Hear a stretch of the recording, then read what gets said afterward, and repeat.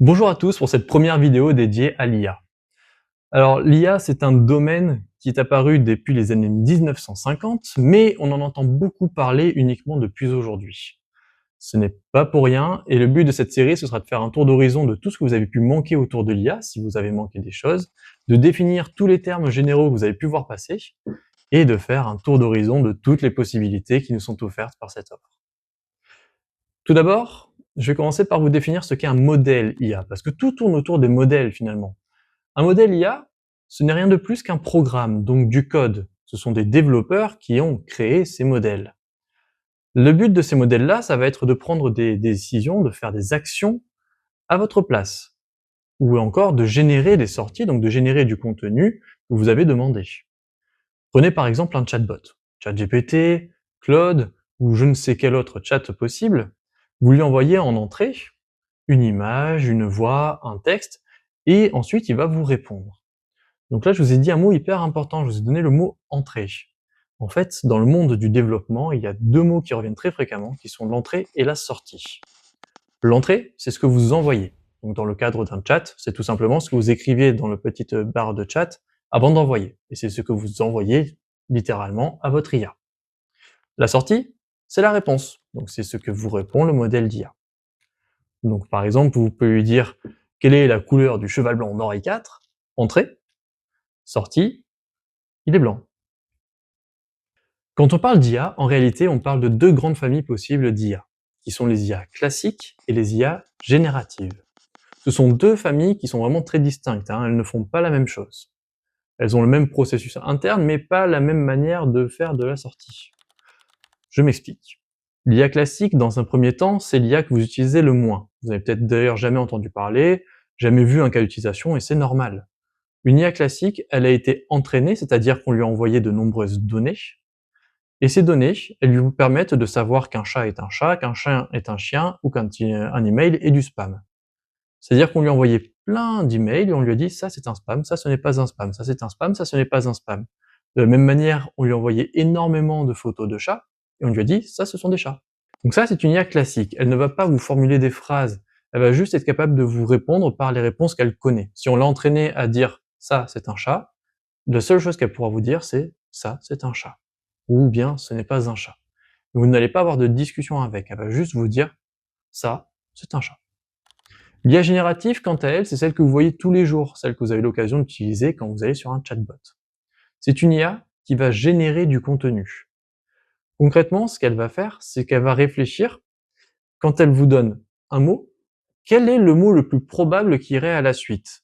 Et pour s'aider à trouver le mot le plus probable à la suite, elle va prendre en compte tout le contexte. On va revenir sur le contexte un petit peu plus loin dans cette vidéo. Retenez simplement qu'une IA classique ne vous retourne qu'une réponse prédéterminée, un chat, un chien, alors qu'une IA générative peut vous envoyer n'importe quel type de contenu.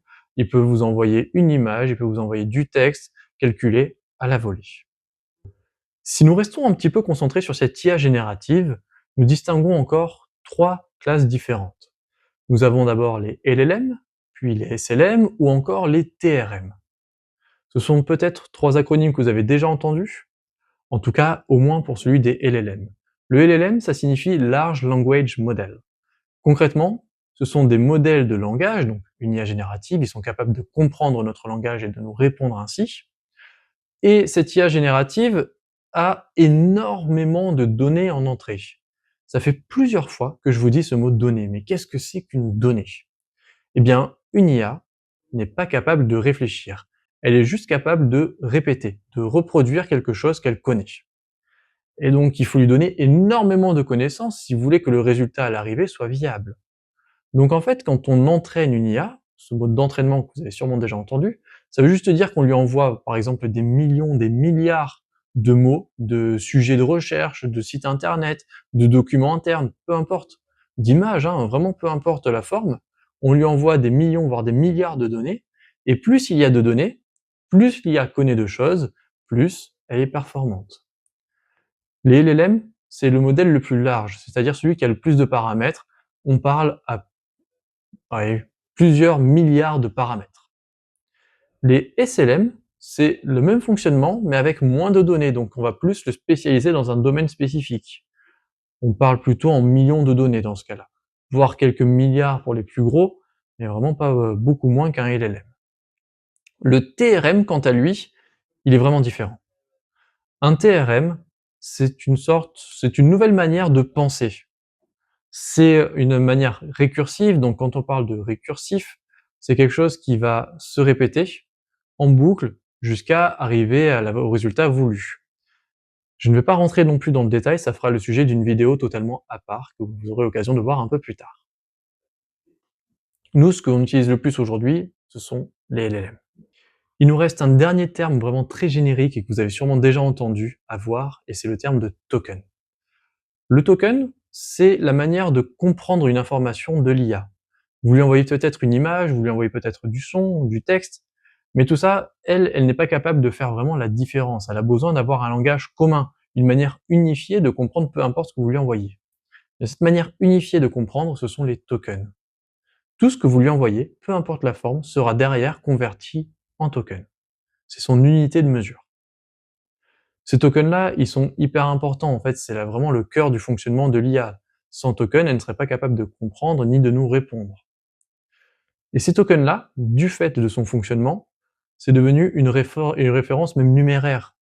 Quand on a une tarification appliquée à l'utilisation d'une IA, elle se fait toujours sur le nombre de tokens que l'on utilise.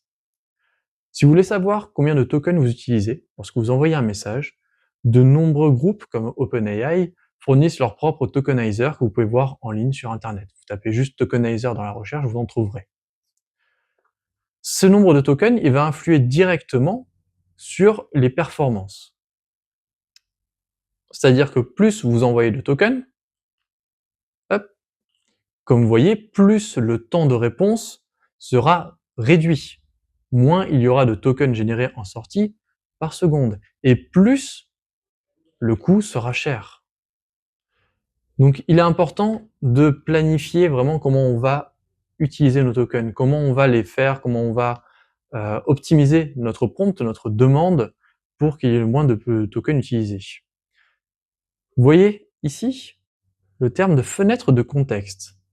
Le contexte, c'est un mot qu'on a retrouvé tout à l'heure, que je vous avais dit, on verra ça à la fin de la vidéo. Eh bien, c'est le moment, c'est tout simplement la mémoire de l'IA.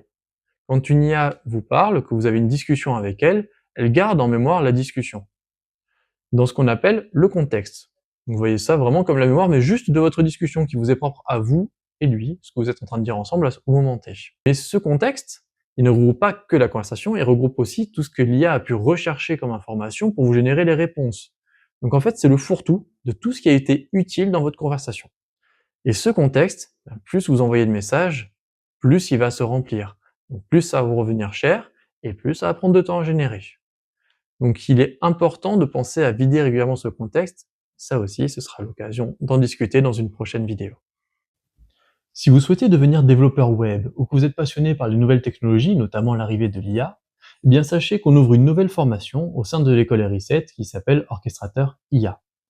Il s'agit d'une formation diplômante de niveau Bac+2 dans laquelle nous vous apprendrons à développer des applications web par vous-même.